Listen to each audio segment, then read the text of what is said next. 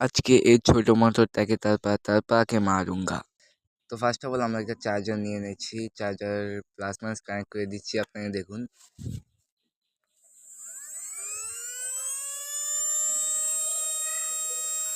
তো চার্জার দিয়ে তো ভালো চললে, এবার 12 ভোল্ট লাগিয়ে দিই আমরা।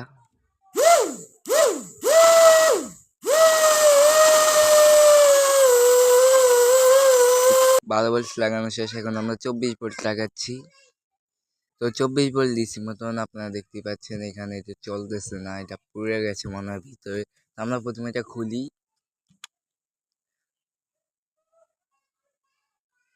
তো আমাদের খোলা শেষ, এখন আমরা দেখতে পাচ্ছি এটা পুরোটাই তামা গলে গেছে সোজা কথা বললে। এই টেস্টার দিয়ে দেখাই হালকা, এই যে এখান দিয়ে ফুল তামাটা পুড়ে গেছে একেবারে। এরকম নতুন নতুন ভিডিওর জন্য চ্যানেলটাকে সাবস্ক্রাইব করে পাশে থাকুন।